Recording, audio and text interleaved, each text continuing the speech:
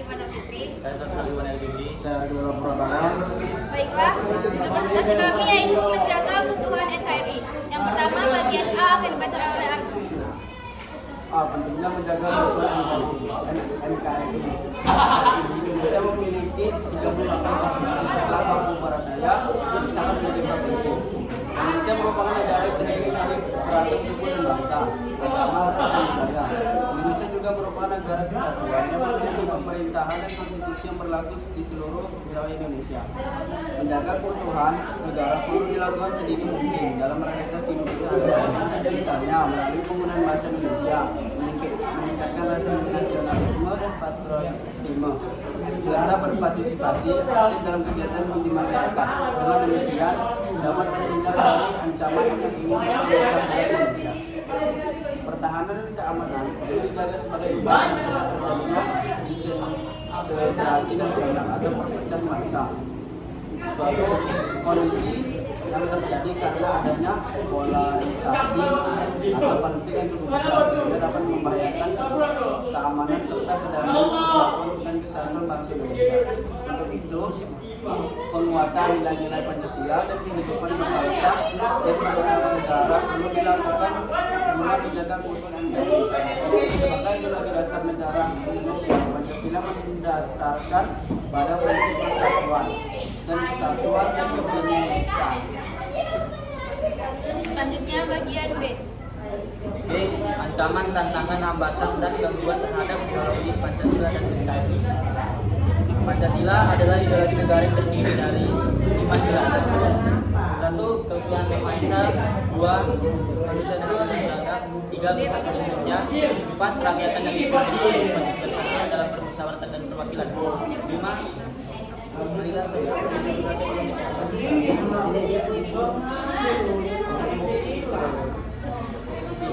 Ancaman. Ancaman adalah segala sesuatu yang bersifat mengancam atau dapat menimbulkan suatu kerugian terhadap pertahanan dan keamanan NKRI. Ancaman bisa datang dari berbagai hal seperti bencana alam, kejahatan, perubahan iklim, dan lain-lain. B. Tantangan. Tantangan adalah segala sesuatu yang memerlukan usaha atau kemampuan khusus untuk diatasi atau diselesaikan. Tantangan dapat terjadi dalam berbagai bentuk seperti situasi kritis, persaingan sengit, dan sebagainya. C. Hambatan. Hambatan adalah segala sesuatu yang menghambat atau menghalangi tujuan dan kepentingan nasional serta mengancam integritas dan keutuhan NKRI. D. Gangguan. Gangguan adalah sesuatu keadaan atau situasi yang mengacaukan atau mengganggu NKRI. Gangguan dapat berasal dari berbagai pihak dalam beragam bentuk seperti separatisme, terorisme, anarkisme, konflik sosial, dan lain-lain. Selanjutnya bagian C. C. Peran serta warga negara dalam menjaga keutuhan Pancasila dan Negara Kesatuan Republik Indonesia. Menjaga keutuhan Negara Kesatuan Republik Indonesia merupakan tanggung jawab seluruh warga negara. Untuk itu, sebagai warga negara, kita harus melindungi dan menjunjung tinggi nilai-nilai Pancasila dan menghormati perbedaan yang ada dalam masyarakat. Adapun upaya yang dapat kita lakukan dalam menjaga keutuhan NKRI. Yang pertama, menjaga keutuhan dalam keluarga. Poin pertama yaitu hormati dan menghargai antar anggota keluarga. Yang kedua, mengajarkan nilai-nilai nasionalisme sejak dini. Yang ketiga, menjalin komunikasi yang baik dan harmonis. Yang keempat, bersikap dan berperilaku sesuai nilai-nilai Pancasila. Yang kelima, membantu anggota keluarga yang membutuhkan. Dan yang kedua, menjaga keutuhan dalam sekolah. Poin pertama, menghidupi masyarakat daerah. Yang kedua, menghargai dan menjalin hubungan baik sesama warga sekolah. Yang ketiga, menjaga lingkungan sekolah. Keempat, belajar dengan bersungguh-sungguh. Yang kelima, menghindari bullying kepada teman. Yang ketiga, menjaga keutuhan dalam masyarakat. Yang pertama, menjalin hubungan sama anggota masyarakat. Yang kedua, menjaga kebersihan lingkungan. Yang ketiga, menjaga keamanan dan ketertiban. Yang keempat, berpartisipasi aktif dalam pembangunan negara. Yang kelima, menjaga toleransi dan menghargai perbedaan. Kemudian yang keempat, menjaga keutuhan dalam kehidupan berbangsa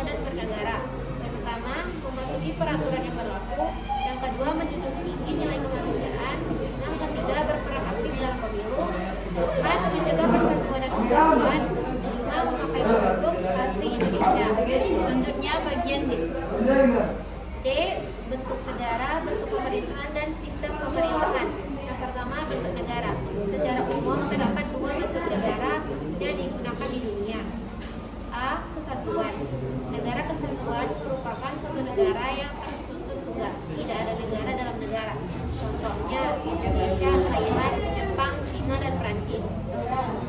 Serikat. Negara serikat adalah suatu negara yang terdiri dari beberapa negara bagian yang awalnya berdiri sendiri, tapi kemudian telah mandiri dalam satu federasi dan membentuk pemerintahan federal. Contohnya Amerika, Kanada, Malaysia, India, dan Rusia. Berdasarkan cara pemilihannya terdapat 3 bentuk negara: A. Oligarki, B. Monarki, C. Demokrasi. A. Oligarki. Oligarki adalah bentuk pemerintahan di mana kekuasaan dipegang oleh sekelompok kecil individu atau kelompok yang memiliki kekayaan atau pengaruh besar. Yang kedua, monarki. Monarki adalah bentuk pemerintahan di mana kekuasaan dipegang oleh seorang raja atau ratu yang berkuasa seumur hidup dan diwariskan turun-temurun. Yang ketiga, demokrasi. Demokrasi adalah bentuk pemerintahan di mana rakyat memiliki kekuasaan dan berperan dalam pengambilan keputusan. 2. Bentuk pemerintahan. A. Republik. Republik adalah pemerintahan di mana kepala negara dipilih oleh rakyat atau wakil rakyat.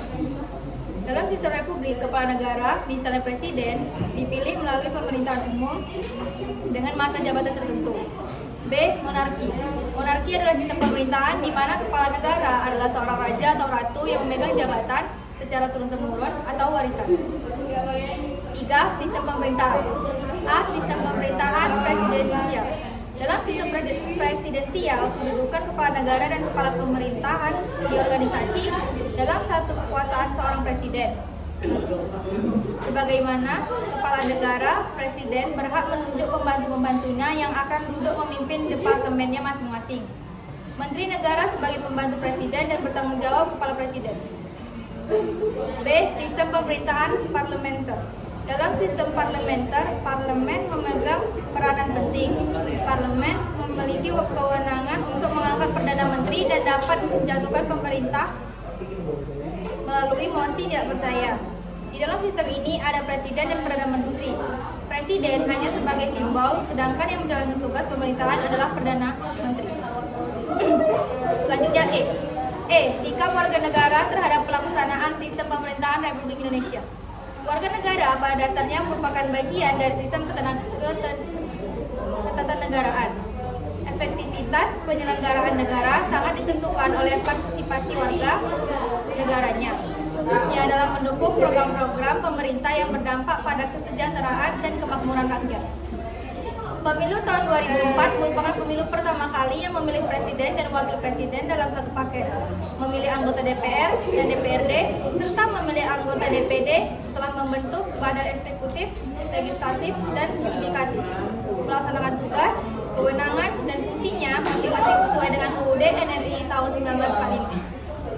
Sistem pemerintahan baru berdasarkan UUD NRI tahun 1945 hasil amandemen pada dasarnya bertujuan untuk menghilangkan kelemahan-kelemahan dari sistem pemerintahan lama dan kesalahan-kesalahan dalam sistem pemerintahan masa lalu tidak terulang kembali.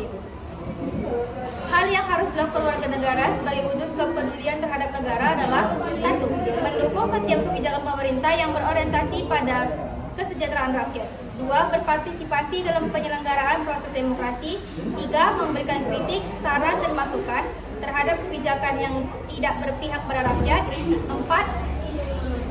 Melakukan kontrol sosial terhadap kebijakan pemerintah yang berorientasi pada pembangunan nasional. Dan yang kelima, berupaya menjadi warga negara yang baik dan mampu menjadi agen perubahan.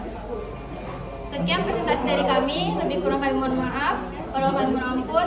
Wabillahi taufiq wal hidayah. Wassalamualaikum warahmatullahi wabarakatuh.